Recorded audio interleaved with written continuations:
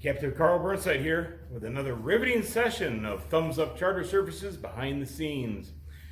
Welcome to part 3 of Trouble with Transoms. We're calling it the redemption because we've got all the bad wood out of the back of the transom. We've cleaned it up. We got the transom cap off, as you see in the previous episodes, and now we're starting the process of actually repairing it and putting this thing back together. So, lots of exciting things. We'll be making templates of the transom, the shape of the transom. We'll be cutting the transom pieces of the plywood that will go back in here. We'll also be working on the back of the boat, on the sheet metal, what I call the sheet metal, or the aluminum skin. On the bottom, if you remember, I said there's a bazillion holes this guy drilled in this boat, and we've got to clean.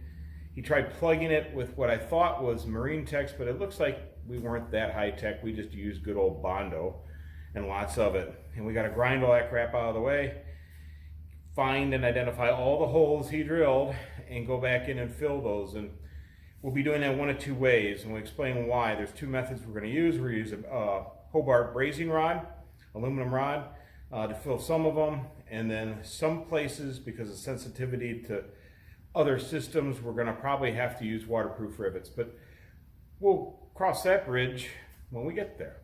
So stay tuned, hang on folks, here we go. It's taken several hours here and we've gotten a paper template made of the transom and where the wood's got to go. So as you see, top of our transom, bottom of our transom wood. As you'll notice, it doesn't go all the way to the bottom because it fits into this channel that runs along that's welded from the inside.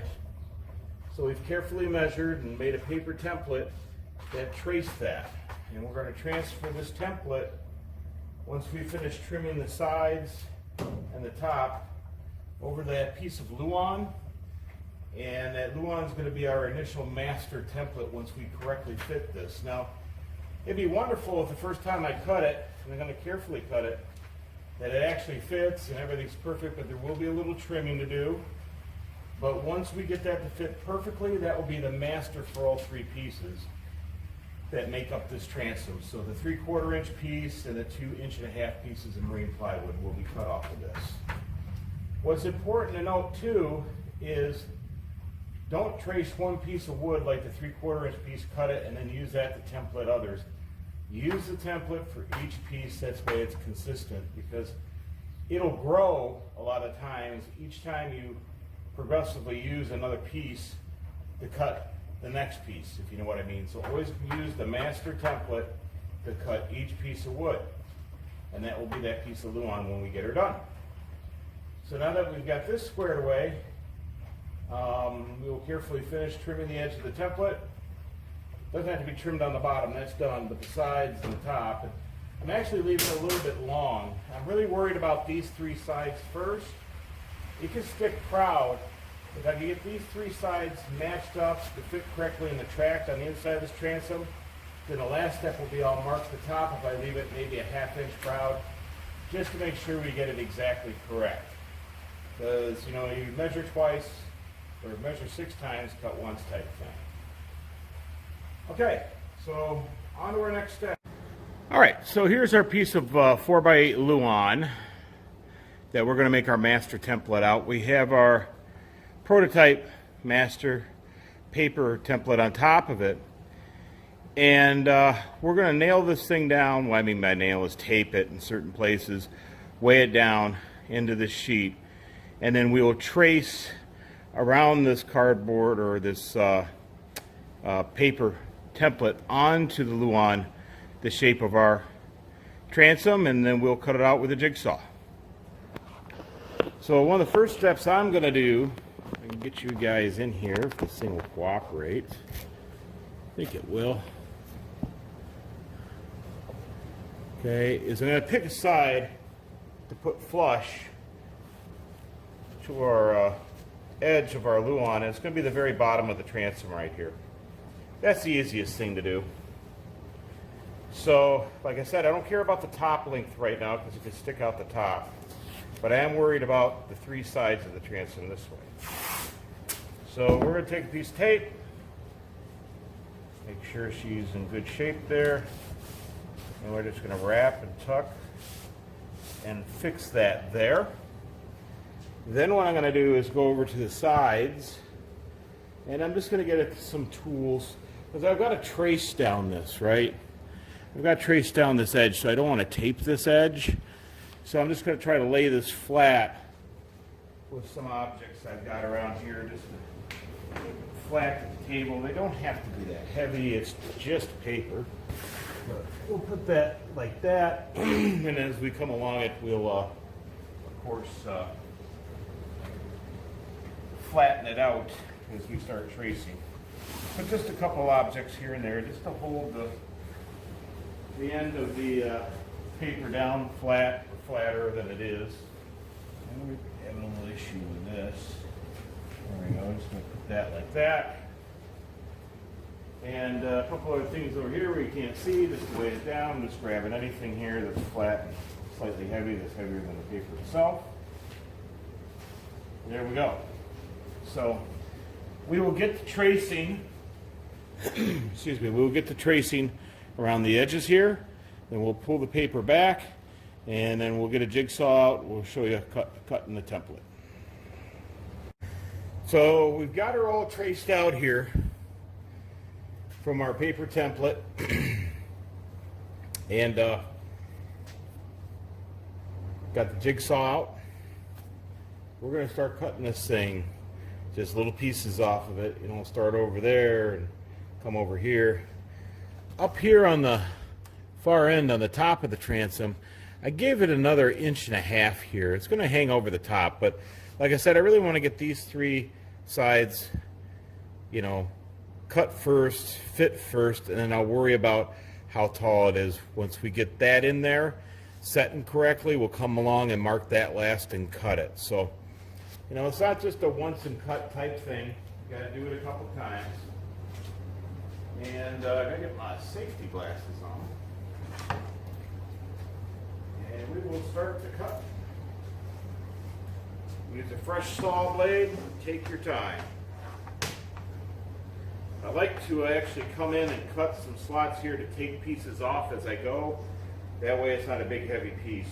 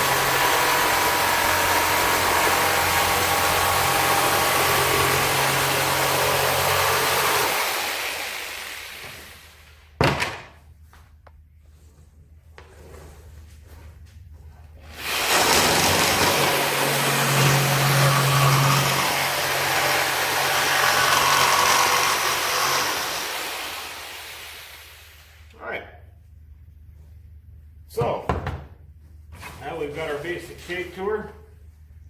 Hopefully it's going to fit correctly. That would be fantastic. And we'll go over to the boat in a minute and try her.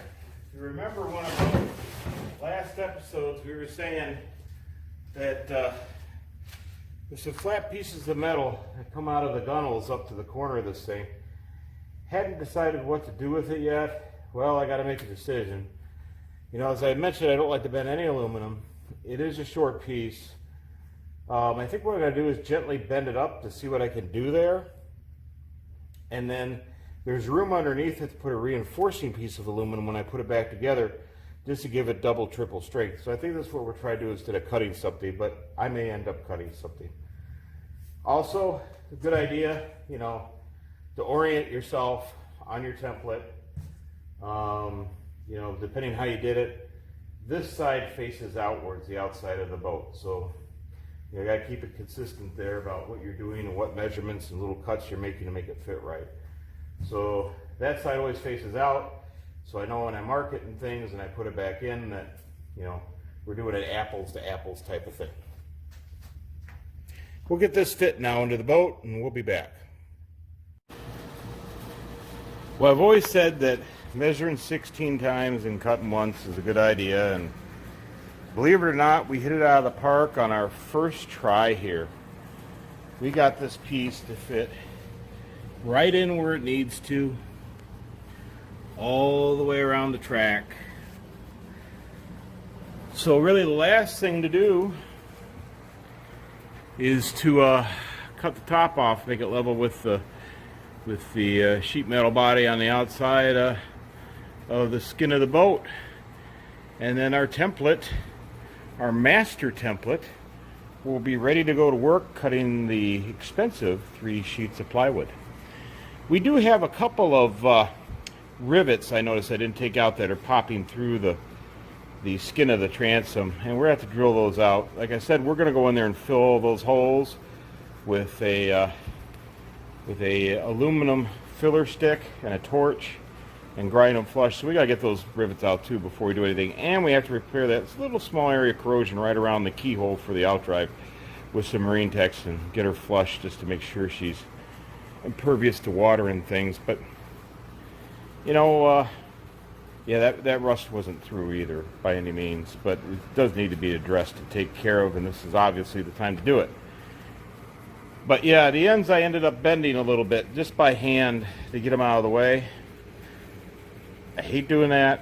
Like I said, I'm going to put a reinforcement plate underneath that when I bend it back down, just to doubly make sure. So it'll actually not be 2 pieces sandwiched together with a cap, it'll be 3. I'll have a third underneath there, because we want to make sure that it's as strong as possible, and I absolutely hate doing that, but it did work for this situation, and they're gentle bends, they aren't sharp, so I don't think we're going to have an issue there. As they say, happy as a clam, I'm happy as a sack of clams with this. This project is really, really going well, and it's going quickly, which we need it to if we're going to have this boat done by May of next year. So we've got all 3 pieces of our new transom cut. As you can see, just use a jigsaw and our template, which is down there below the boat on the floor now. Each piece marked, you know, what goes outboard. There's the other 2 pieces over there up against the garage door. So our next project is going to be to come over to the back of the boat here, and we're going to have to carefully identify and mark all these holes that we talked about that he had put in here for sensors and ladders and swim platforms and other stuff. We have to carefully grind all those holes clean, and there's a lot of them. And then of course we're gonna probably do the same to a lot of these holes here for this outboard bracket. You really only need 4 bolt holes. This is kind of nuts here. He had obviously several brackets on this in the past, and we're going to fill them with the aluminum filling rod, because we have to do that before we put the wood in, obviously, because it involves heat. But we'll be using Hobart brand aluminum brazing rod. They actually call it brazing rod, 1/8 inch. It's good stuff. I've used it in the past.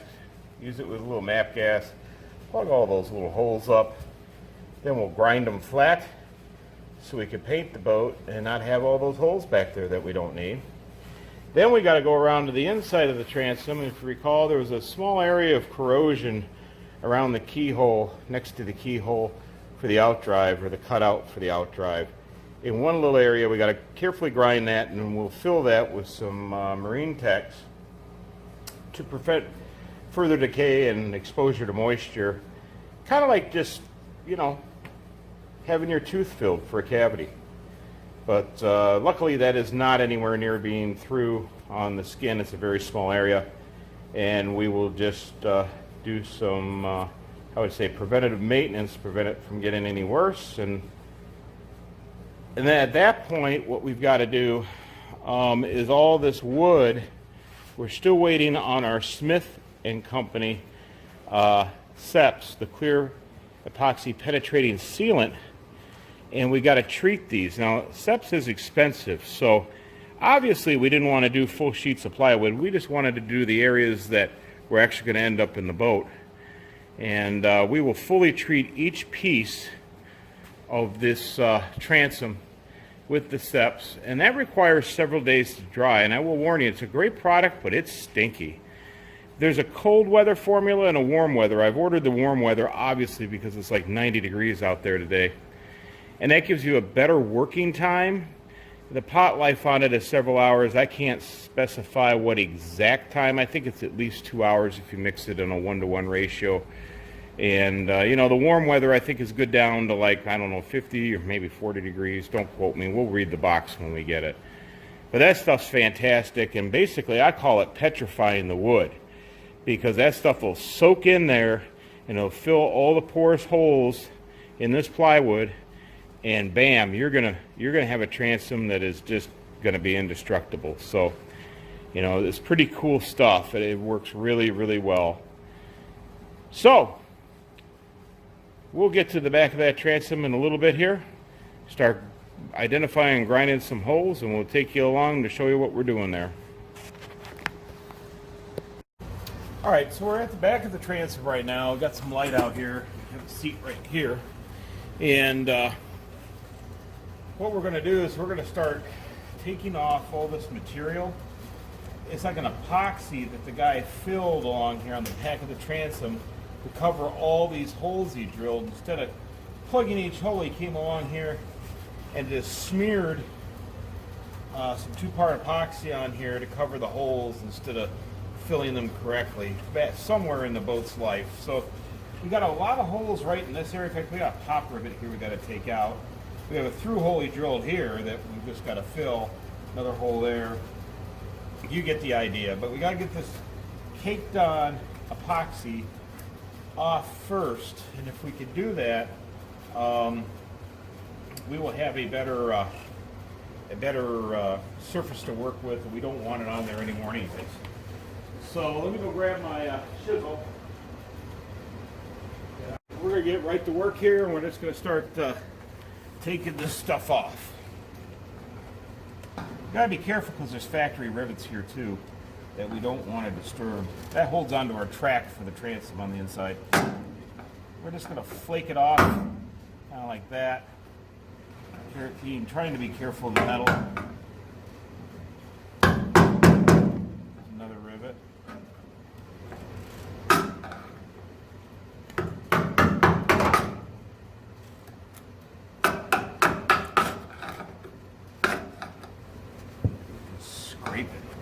There we go. Get some of it off any way possible, because we got this big area caked on here. Some of it flicked off by hand last fall when I was playing with this thing because I didn't understand what it was.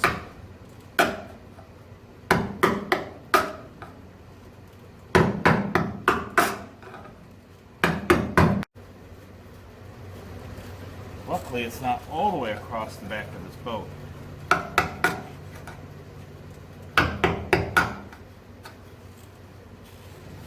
just everywhere I don't want it to be, you know.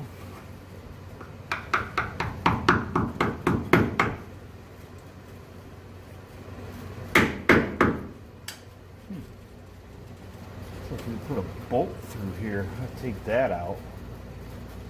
That's got to be filled. You know, this is a good lesson in not drilling more holes in your boat than is actually needed. You really should not be. You got to reuse holes if you can. And if you can't, you got to fill them correctly. And the proper way is either put a rivet in it, or you got an opportunity to use that brazing material, weld them shut, fill them shut.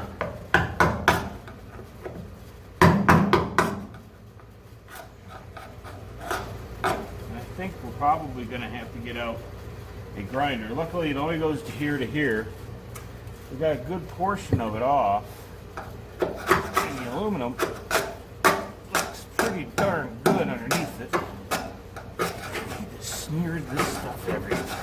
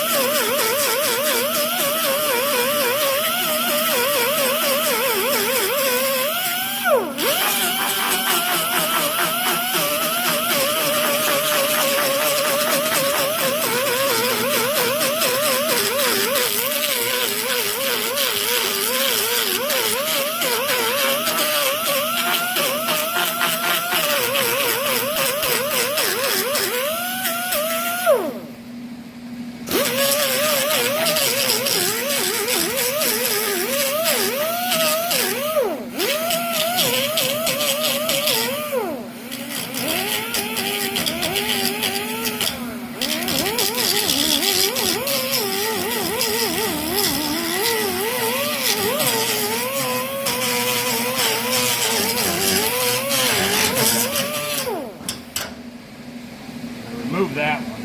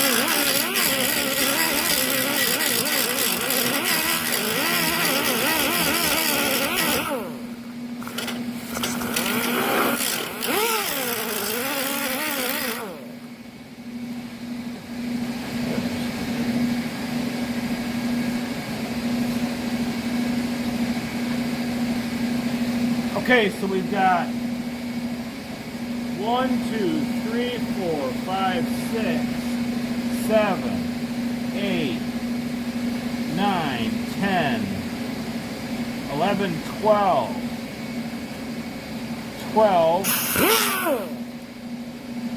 13, 14, 15,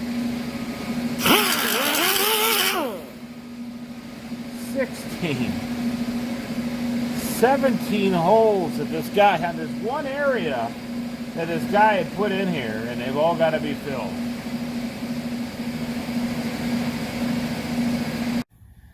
So check this out. You can't see him, you got to look really fine, but from here on the starboard side to here, I counted 21 holes, and he wasn't using Marine-Tex on this side. He decided to use like this standard auto body Bondo. It all placked up in here, a 1/4 inch of it. We'll fill all these holes, but he actually has a broken off screw here that he covered in Bondo, and all he had to do was take a pair of vice grips and screw the stupid thing out. I mean, I have a feeling this guy was pretty inept.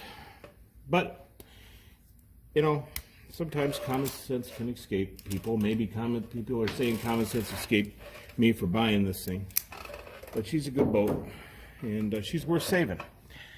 So the 21 there, I think, what did I say, like 16 or something over here. Then we got 1, 2, 3, 4, 5, 6, 7, 8, 9, 10, 11, 12, 13, 14, 15, 16, 17, 18, 19, 20, 21. I guess I could count these two too as holes, because, you know, he's drill happy, and he started drilling here and here and decided not to. So that's a couple extra there. You know, no big deal. I mean, what's a couple holes between friends, right? Next step, clean this up and get this thing all filled in. It's going to take a little time to do this. So we're working here this morning with our seps. We finally got it in. Here's our pieces of the transom we've cut. As you can tell, there's kind of a really nice accent now on this side of one of our pieces of our transom. That's because we've already treated it. And that's one thing that's kind of cool about the clear seps, is it kind of brings out that nice grainy look, and almost looks like I'm doing a coffee table or something. But we've got 2 coats on this side of this piece, which is the first 1/2-inch piece I'm working with. 2 coats on this one, and that's generally where I stop. We've done the edges along here, soaked them twice, make sure that stuff wicks up into the wood. And as I was saying before in the previous episode, I wasn't sure about where this stuff would be, but we're at about 68 degrees right now, as you can see on this chart on a warm weather formula. If it stays around 70, we got about 8 hours to full cure time. And I was right. If you look where my thumb is, below 32, they want you to use the cold weather formula. So you could probably start using a cold weather formula, I would assume somewhere around 40 degrees or so. I'm sure there's overlap in there. But this stuff, they call it Smith's. I call it Smith & Company because that's actually the name of the company. But Smith's Genuine Clear Penetrating Epoxy Sealer. Stuff just works fantastic. And in a minute here, we'll show you on one side of one of these pieces of the transom how we do it. It's really simple. Show you mixing it and the application and how we do it. But can't say enough about this stuff. It is, now I know that Total Boat makes, I think Total Boat makes a similar product as well. Yes, Smith's is expensive, but I have had fantastic results with it. So this a little kudos out there to the folks at Smith & Company. And I believe they're the original formula of this. They came up with it in the, I think in the 70s, as I heard the story, for a lot of historical home applications out in the Northwest that, you know, see a lot of water. And they didn't want to replace all the wood because it was a historical house and there was a lot of detail to it. So they used this stuff literally. They cut back through some of the bad wood, or the worst of the bad wood, and then they treat that wood with this substance, and then they do their repairs. So I guess that's where it got started. But I'll tell you what, it works fantastic on transoms. I've done several of these. It's been about 5 years since I've done one. But, you know, it's just an extra added level of protection because, as an example, the little lady, which is a sister ship to this, you know, she's the same year. And what a difference, you know. First of all, what a difference it makes when you take care of a boat. And that boat was sheltered in a barn for its life, meaning the little lady. This one sat for 11 years under a tarp in somebody's backyard because the owner was sick, unfortunately. But to go from a transom in this boat, where I could remove it completely by hand, compared to the little lady where there's not a spotter rod in her transom, and that transom's 50 years old and still going, you know, they didn't have this product back when they built these boats in '74. So gives you an example of how important it is to take care of a boat, and the way you treat the boat is going to depend, you know, 50 years later, what condition it's going to be in. But you know, of course they didn't apply stuff like this is what I'm getting to back then. And, you know, it's just bare plywood and one side's painted, you know, on the engine side. But it's in perfectly good shape. But applying this stuff is just an extra step to assuring that you don't have to come back here and do this again. And I guarantee you, if you do this step to your plywood as you are redoing your transom, you're going to be primo. And you are not going to have to worry about that transom again. So, in a few minutes, we'll show you mixing this stuff up and applying it. It's a 1-to-1 ratio. It's really easy. I apply it with what's called a 3-inch chip brush. And you don't want to put it on too heavy, but then you don't want to put it on too light. You want enough just so it soaks in, and then you let it dry a little bit or absorb. It really doesn't dry. It cures because it's 2-part. And then you go back and put a second coat. I've always found 2 coats seems to work really well for me. I get the right shine and hopefully the right protection. And so far, the other boats I've done with this are just doing fantastic. So we'll get to that in just a second. So to give you a quick update on where I'm at with plugging these holes in the transom, as you can see, I burned some paint off here with a torch. I tried my aluminum filler stick here, and it worked well. You know, I filled it, and I ground it, and this one I was having an issue with. But the biggest problem here is the heat distortion. Man, you need a lot of heat to melt that stick, which I knew, but it really bows this out when I heat it up. And unfortunately, I don't have anything to back this up with. So I really think what I'm going to do is what I call step 2 or option 2 on the rest of these holes, which is using waterproof rivets, either pin rivets or traditional type rivet, constructed type rivet that you'll see, but they're waterproof. They're different than the ones you buy at the hardware store. And we're just simply going to use rivets to plug this. And the reason why I wanted to, you know, fill these is because above the water line, you know, rivets are a bit unsightly, but they're completely effective. I think for this application and working with what we're dealing with here, it's probably the better option, because the problem is down here, the holes along the very bottom of this transom where it meets the underbelly of the boat, there is, between here, this riveted section, and the back section, all the way around this boat, anywhere you see a joint, there's a rubber gasket in here. And if I'm going to get that even close to being hot to 700 degrees, I'm going to ruin this gasket. And that really limits the number of holes that I could plug with the aluminum filler rod anyways. And then, of course, there's the distortion concern. So I think really the smart thing to do here is to install rivets and pop these holes closed with those. We'll show you how to seal them, and we'll show you how to install those. And like I said, a pin drive rivet, and then a traditional rivet style rivet that you would use with a rivet gun, where you squeeze it and pop the stick off, or the drive stick. But they're different than what you'd buy at a hardware store. And I'll give you some places where you can get those if you need them. It's important to measure your thickness of your materials you're working with these pin drive rivets, because you get them too long, they won't work correctly. So there's lots of stuff out there at the supplier that can help you with that. They've got charts for the material thickness and what rivet, you know, the diameter rivet you're looking for versus material thickness versus, you know, what they can offer you. So we've selected some rivets. We got them in. They look great. And like I say, I really think that's the way to go here to fix this. So we'll do a separate section on that. But what this is going to allow us to do is, you know, we can't have rivets stick it through the other side. We're trying to put the wood in. We're going to have to put the transom wood in first and secure it. And then we'll come back. We're going to have to gently drill a couple relief holes in some of these rivet holes so we can get that rivet in flush to the skin of the boat, to the transom skin, and then pop it home. But so we're going to actually do this a little bit out of order. We'll do that at the end after we get the transom wood secured in the back of the boat.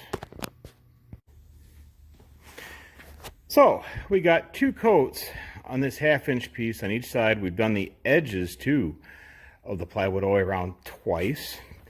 And we've done the same over here to this piece, the 3/4-inch piece, and we've gone around the edges twice.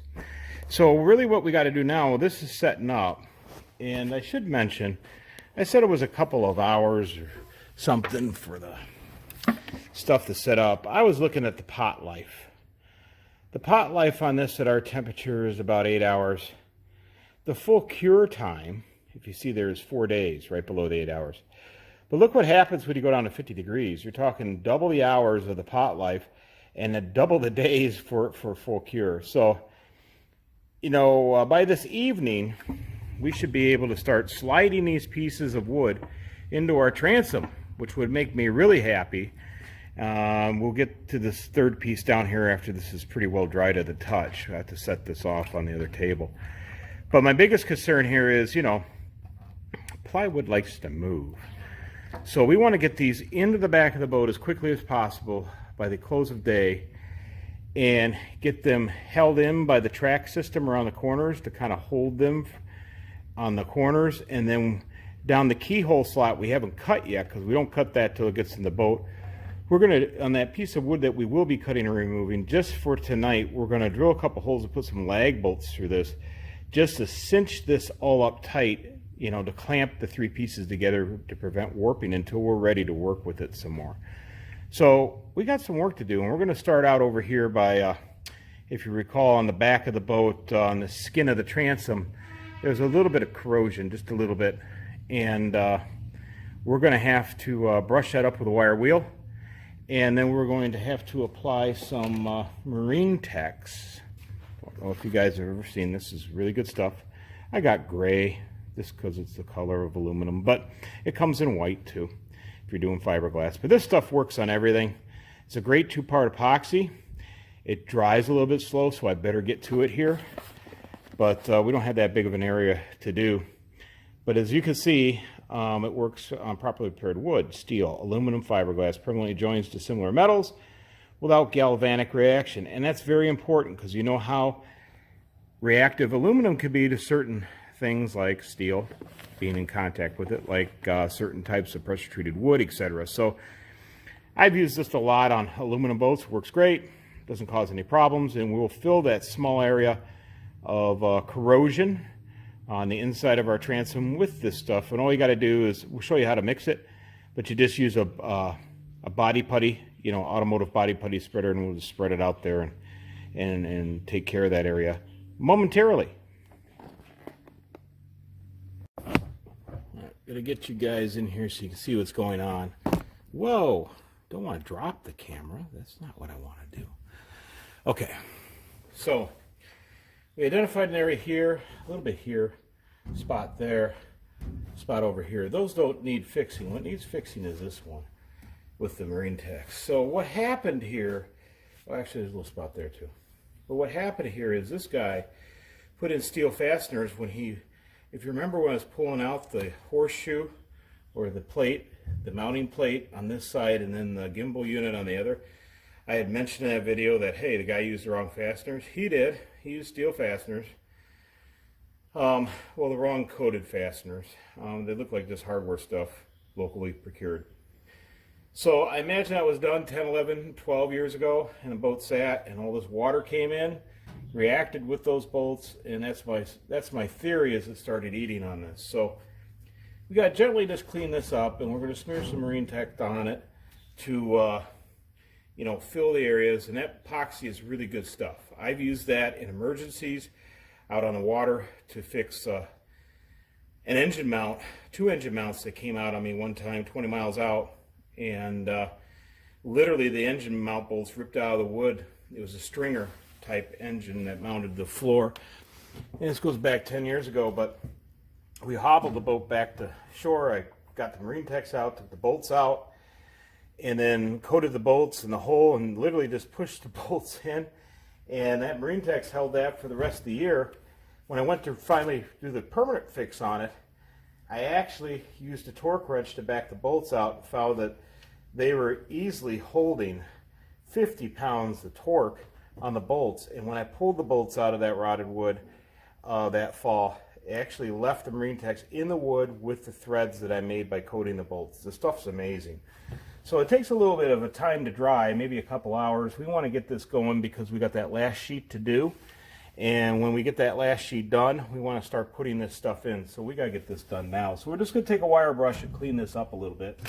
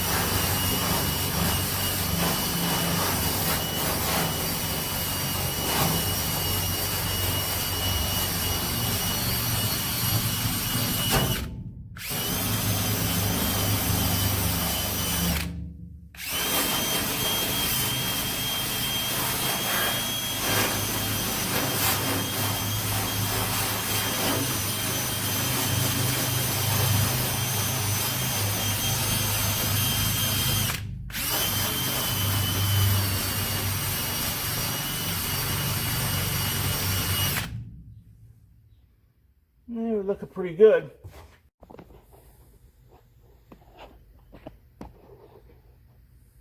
All right, a couple words of caution here.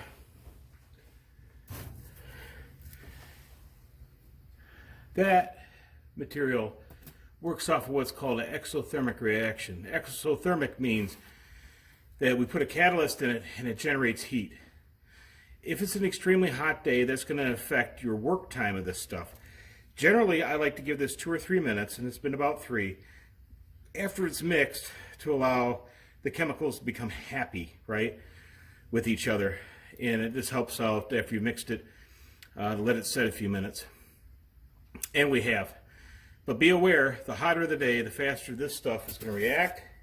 If you put too much catalyst in, it's going to react really quickly.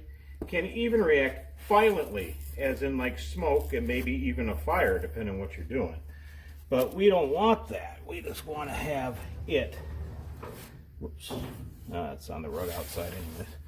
We just want to have it react in a normal amount of time, please, because we don't need that much excitement. We've already had all kinds of excitement. So don't worry about the through holes here, because we'll drill those out later. But we just want to get ourselves, on the clean metal we made, a nice even coat, thin coat, right? Not excessive. And just fill the areas that were affected by the pitting. Just like that. Just like that. Okay? Wipe off anything that gets in there on the side. You don't want to use that. And we're going to come down here and do the same thing on this side. I'm just going to fill that in, just like that.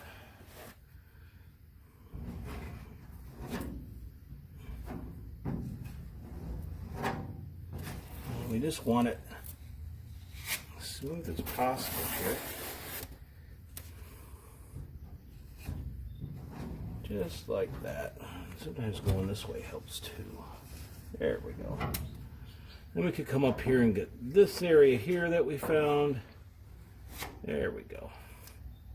Try to work slow and smooth to keep the air bubbles out of this stuff. You just want to seal it up, and you don't want much more than that. We're trying to frost a cake here. In fact, let's go back here and scoop off some of that. Perfect. Right there. Bring it up. Bring it smooth. Oh, we got a little bit right there we need to get in. There we go. And a little bit right there we need to get in. But you get the idea. There we go. And pretty soon here, we've got her looking in pretty darn good shape.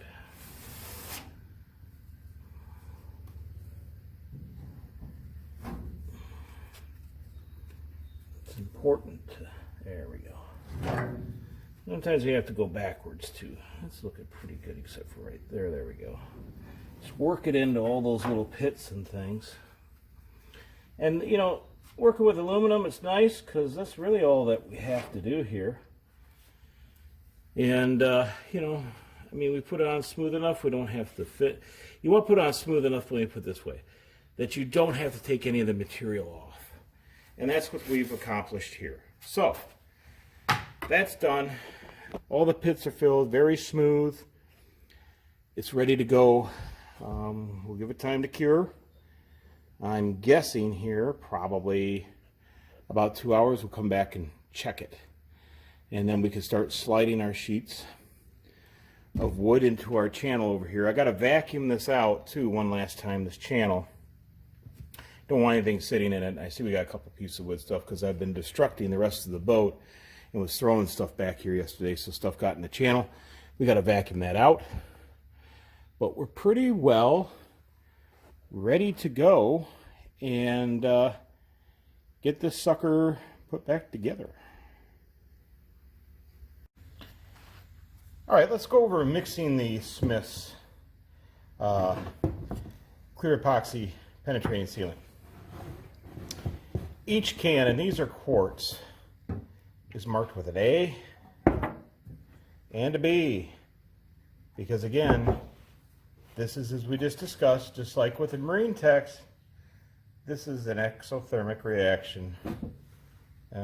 Technically it makes some heat. Don't mix it wrong. Again, the higher the temperature, the shorter the pot life. As you can see, in 86 degrees, I think that says you have 4 hours of pot life, whereas at 68 you have 8 hours. So it's a slow exothermic reaction if you mix it correctly. Don't ever not mix it correctly. Let's just put it that way. So I like to work in small batches, okay? And what I'm going to do is give myself 2 of the A, and then I'll give an additional 2 of the A on this scale to give me 4, right? 50-50 mix on this. This is different than the Marine-Tex, okay? Don't confuse the two. So I like to mix with the B first up to 2 because it's clear. We'll put it in there till we get 2. Whoops. I'll try to spill it. And then we'll take this up to 4. That way, you know, I've got enough. I know that this combination will do one side of my transom wood. First coat, it's going to soak up a lot, so you make sure you put it on wet. Now there's a lot of ways. Oh yeah, give it a stir. There's a lot of ways to make this work out for you. You can apply by brush. You can apply by roller. I like a brush, a 3-inch chip brush. Don't spray it, because you atomize it, you lose some of the thinners in the air, and that thinners is what allows it to soak in. Do not spray this material or this product, and you don't want to breathe the stuff like that anyways. It's bad enough you're breathing it, putting it on. Well ventilated area, no sparks. For God's sakes, don't smoke or anything like that. Don't want to blow yourself up. It is very effervescent, you might say. So, how we start, I'm going to get you back here a little bit. I'm just going to show you some of this, because watching me paint this probably is like watching paint dry, but application is important. So, dip your brush, and I start in a small area, about 2 brush widths in length. Okay, wet coat first coat, because it will soak it right up. And we just keep doing this in this manner, like this, all the way across the transom wood. Okay, and you kind of got to work a little quick, especially the warmer it is. It'll set up on you. And don't do it in the sun. Keep it out of the sun. Unfortunately, one of my boards started getting in the sun this morning, and I was having to work really fast. Keep it kind of square. Just keep working. Work your edge. Now, I like to, if you watch, I like to dribble a little bit, and then I come in with the brush and I just smooth it out. Like I say, you could go like 2, or you can make it double long like I did. That's 1 stroke. But if you're going about half this distance, about 7-8 inches, you can do 2. And you just keep going down and around, just like that. So we're going to get the rest of this done. Your second coat will require a little bit less. I let them set, depending on the weather today, probably about 15 minutes between coats after I'm done. I'll walk away, get something to drink, come back. We'll mix more up, we'll do the whole thing. Don't forget to do your edges with the brush. Okay, around your side edges, you got to do those twice, at least. All right, so we've got our board or transom, piece of transom wood done. So you can see up through the middle, I had a little extra and I left that blank because that's where the keyhole is going to be.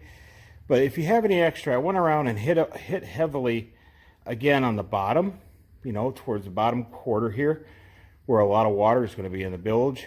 And then up on your knot holes, or if you've got little separations of the plywood, double hit those with whatever you got left, just to make sure. So, you know, how much do you use here? Well, we've got 3 sizable pieces of plywood, maybe 42 inches tall and 7.5 feet long. And for so far for all three, about a half gallon looks like it's going to do this in at least 2 coats. And we've done our edge too all the way around with our brush. You know, get the brush nice and wet and then just take the edge of it and all the way along the side, kind of like this, with the dripping, and just soak right into that edge. So we're going to let this dry about 15 minutes. Come back, make another small batch. Like I said, the second batch usually doesn't take as much, but we will reapply it again in the complete sheet. Let that dry enough, flip it over, do the other side twice. Then all 3 pieces are ready to go. Those 2 are pretty well dry. We'll just have to wait for our transom Marine-Tex to set up, and we'll vacuum out that channel, and then we can start putting these pieces of wood into place. All right, we have 2 successful coats of SEPs on this side of the transom board. The last one, we got 2 coats along the edge of the plywood too. So we'll let her dry a few minutes, and when she's pretty much, you know, tack free, we'll flip it over to the other side to do the last side here and let her dry, and we'll be ready to start loading wood as soon as that Marine-Tex is dry into the back of the transom. Our Marine-Tex is now dry. It's about 3 hours later. Our sheets are dry with the SEPs. We're trying to give you guys a bird's eye view of the transom here. You're actually on a selfie stick stuffed in the top of an 8-foot ladder. So you're a little higher than me. But we're going to start sliding in these pieces of transom wood. And as you remember before, I had marked one side the way I cut them to form the transom to the outside or outboard side or outward side, whatever I labeled them. So we're going to start with a 1/2-inch piece up against the skin of the transom. Then we'll bring over the 3/4-inch piece, put it in the middle, and we'll finish up back here towards the inboard side of the boat with another 1/2-inch piece. So basically we're making a sandwich, and the sandwich bread is 2 1/2-inch pieces of plywood.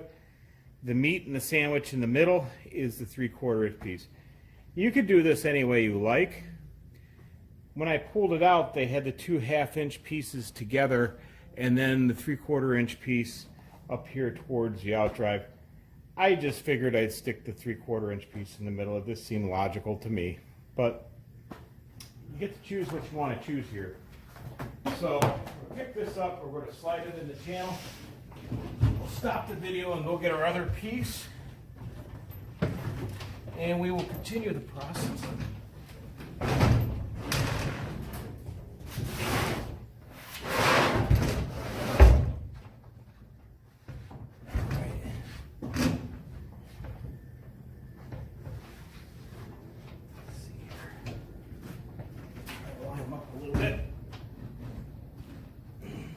Over a little bit, give them a position that looks good.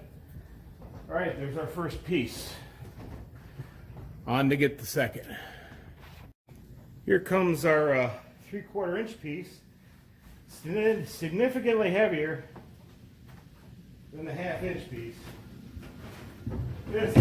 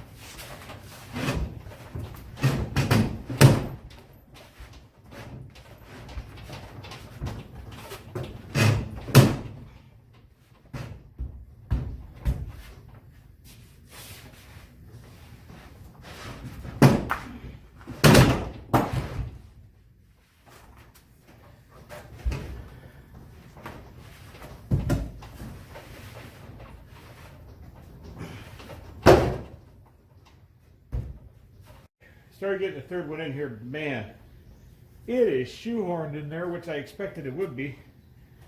Glad I picked a 1/2-inch piece, but we're getting it there. But it needs an awful lot of persuasion.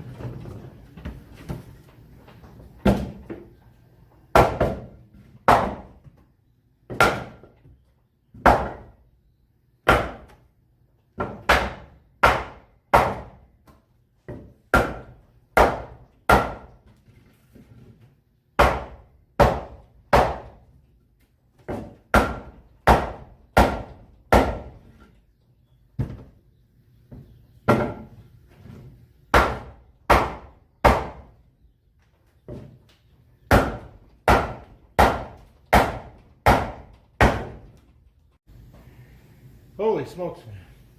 All right. After much persuasion and moving around, finagling aluminum, it's a tight fit, but it's in there. It's our new transom. So, that thing ain't going anywhere. Trust me. All right, let's get down here and take a look. Yeah, last sheet's a pain in the butt. It's obvious they put those in before they rivet that plate in there. Had to bend back the plate just a hair just to make some move. It tapped it in place with a block of wood. But as you can see, what I do is drill put two lag bolts right through here, draw those three pieces together until we're ready to work on this. But as you can see, she is flush with wood everywhere she needs to be. I mean, there is no doubt this boat now has a transom. Yeah, so the next project is going to be getting all of these bolts back in here all the way around. We got a little trim to do on the cap, make it flush. And get these bolts in, drill them through and get the plate back in. And that's going to be another day. So I think it'll be episode 4, honestly. Because I think we've done enough here. And our next episode should be about putting the bolts back in and getting everything tightened up and cutting the keyhole here. So until next time, it's Capt. Karl Burnside, sweaty as the devil. Visit us at thumbsupcharter.com on the web. If you want to go for a fishing charter, 810-513-6073 is our number. Visit us on Google at Thumbs Up Charter Services in Seaboing or Bayport, that's 2 words, Bayport, Michigan. Or on Facebook, come over and say hello to us at Thumbs Up Charter Services. Until part 4, we'll see you folks. Be good, take care, and be safe.